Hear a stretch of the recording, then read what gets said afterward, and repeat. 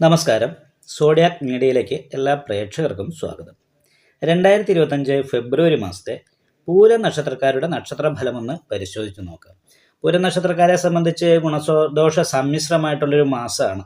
വലിയൊരു ഗുണങ്ങൾ പ്രതീക്ഷിക്കാനായിട്ട് സാധിക്കാത്തൊരു മാസമാണ്. അതുകൊണ്ട് തന്നെ ദോഷങ്ങളില്ലാതിരിക്കാനും ഗുണങ്ങൾ ഉണ്ടാകാനും വേണ്ടിയിട്ട് നല്ല പ്രാർത്ഥന, വഴിപാട് മുതലായിട്ടുള്ള കാര്യങ്ങളൊക്കെ വേണ്ടതും ശുഭപ്രതീക്ഷ കൈവിടാതെ മുന്നോട്ട് പോകേണ്ടതും ഒരു മാസമാണ്.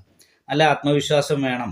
തടസ്സങ്ങൾ എന്ത് വന്നാലും അതിനെ അതിജീവിക്കാനുള്ളൊരു കോൺഫിഡൻസ് ഉണ്ടെങ്കിൽ മാത്രമേ ഈ മാസത്തിൽ വലിയ മാനസികമായിട്ടുള്ള ബുദ്ധിമുട്ടൊക്കെ ഉണ്ടാകാതിരിക്കുള്ളൂ. കാരണം എന്താ വെച്ചാൽ അഷ്ടമാധിപതിയായിരിക്കുന്ന വ്യാഴം 10ാം ഭാവത്തിൽ ചാരവശാൽ സഞ്ചരിക്കുന്ന സമയമാണ്. 10ാം ഭാവാധിപതിയായിരിക്കുന്ന ശുക്രൻ അഷ്ടമത്തിലാണ്. ഒരു പരിവർത്തന യോഗമാണ്. അപ്പോൾ ഈ പരിവർത്തന യോഗം കൊണ്ട് തൊഴിലുമായിട്ടുള്ള ബന്ധപ്പെട്ടിട്ട് കുറച്ച് ടെൻഷൻ വർദ്ധിക്കാൻ സാധ്യതയുണ്ട്.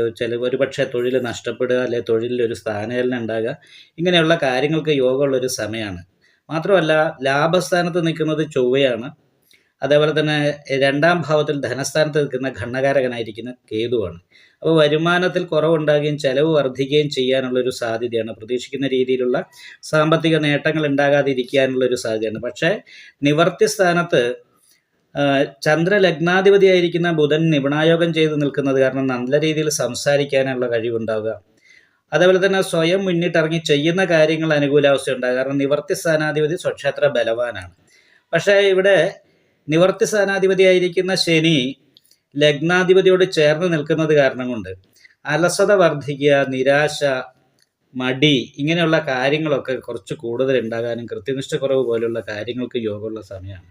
അപ്പോൾ അത് കാരണം കൊണ്ട് നല്ല പരിഹാരങ്ങൾ ചെയ്യണം. നല്ല പരിഹാരം എന്ന് പറഞ്ഞിട്ടുണ്ടെങ്കിൽ വിഷ്ണു ക്ഷേത്രത്തിൽ നെയ്വിളക്ക്, ഭാഗ്യസുക്താർച്ചന, ശനീശ്വരൻ നീരാഞ്ജനം, ശിവക്ഷേത്രത്തിൽ ശംഖാഭിഷേകം, നെയ്വിളക്ക്, ഗണപതി ഹോമം, ഇങ്ങനെയുള്ള പരിഹാരങ്ങളൊക്കെ ചെയ്തിട്ട് നന്നായിട്ട് പ്രാർത്ഥിക്കുകയും കൂടി ചെയ്തിട്ടുണ്ടെങ്കിൽ മാത്രമേ ഈ പറയപ്പെട്ട തടസ്സങ്ങളൊക്കെ മാറിയിട്ട് കർമാഭിവൃദ്ധി ഉണ്ടാകുകയും അതേപോലെ തന്നെ ജീവിതത്തിൽ മാനസികമായിട്ടുള്ള സന്തോഷവും കുടുംബസുഖവും അനുഭവിക്കാനുള്ളൊരു യോഗം. കുടുംബ സംബന്ധമായിട്ട് അനുകൂലം തന്നെയാണ്. 4ാം ഭാവാധിപതി സർവാഭിഷ്ട സ്ഥാനത്ത് നിൽക്കുന്നത് കൊണ്ട് അത് ഭവന സംബന്ധമായിട്ട് അനുകൂലമായിരിക്കുന്ന ഗുണങ്ങൾക്ക് യോഗമാണ്. അതേപോലെ തന്നെ 7ാം ഭാവാധിപതി ബലവാനാണ്. നിപുണായോഗം ചെയ്ത് ആദിത്യനും ബുധനും 7ൽ നിൽക്കുന്നുണ്ടെങ്കിൽ ശുഭഗ്രഹങ്ങളോട് ചേർന്ന് പാപഗ്രഹങ്ങളുടെ ബന്ധം വരുന്നു. അഗ്നേയകാരകനായിരിക്കുന്ന സൂര്യൻ 7ൽ നിൽക്കുന്നു എന്നൊക്കെ പറയുമ്പോൾ അത് ദാമ്പത്യ സംബന്ധമായിട്ട് ഭാര്യയ്ക്ക് ചില്ലറ രോഗാവസ്ഥ കാര്യങ്ങൾ വരികയോ അതല്ലെങ്കിൽ പരസ്പര അഭിപ്രായ വ്യത്യാസങ്ങൾ ദേഷ്യപ്പെടുത്തിയായിട്ട് ഇങ്ങനെയുള്ള കാര്യങ്ങൾ വർദ്ധിക്കുകയോ ചെയ്യാനുള്ളൊരു സാധ്യതയും കൂടുതലാണ്. അപ്പോൾ അത് കാരണം കൊണ്ട് ശിവക്ഷേത്രത്തിൽ ലളിതാ സഹസ്രനാമ പുഷ്പാഞ്ജലിയൊക്കെ കഴിപ്പിച്ച് ദൈവാധീനം വരുത്താനായിട്ട് ശ്രദ്ധിക്കുക. ഈ പറയുന്ന രീതിയിൽ വരുമാനത്തിൻ്റെ കാര്യത്തിൽ കുറവ് വരിക, അല്ലെങ്കിൽ തൊഴിലിൽ പ്രശ്നങ്ങൾ ഉണ്ടാകുക എന്ന് പറയുമ്പോൾ കോൺഫിഡൻസോട് കൂടിയിട്ട് മുന്നോട്ട് പോവുക എന്നുള്ളതാണ് ആവശ്യം. അപ്പോൾ അത് ഇന്നല്ല നാളെ മാറും, വ്യത്യാസം വരുത്താൻ എനിക്ക് സാധിക്കും എന്ന് വിചാരിച്ച് സ്വയം മുന്നിട്ടിറങ്ങി ചെയ്യുന്ന എന്ത് കാര്യങ്ങളും വിജയിക്കാനുള്ള യോഗം കൂടി ഈ സമയത്ത് ജാതകവശാലുണ്ട്.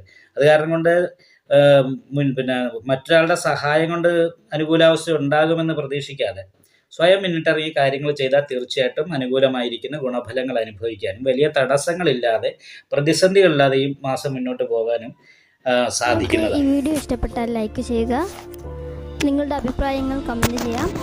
ജ്യോതിഷവുമായി ബന്ധപ്പെട്ട കൂടുതൽ കാര്യങ്ങൾ അറിയാൻ ഈ ചാനൽ സബ്സ്ക്രൈബ് ചെയ്യുക. ഞങ്ങളുടെ ഓൺലൈൻ കൺസൾട്ടൻസി നമ്പർ താഴെ ഡിസ്ക്രിപ്ഷൻ ബോക്സിൽ കൊടുത്തിട്ടുണ്ട്. ആവശ്യമുള്ളവർക്ക് കോൺടാക്റ്റ് ചെയ്യാവുന്നതാണ്.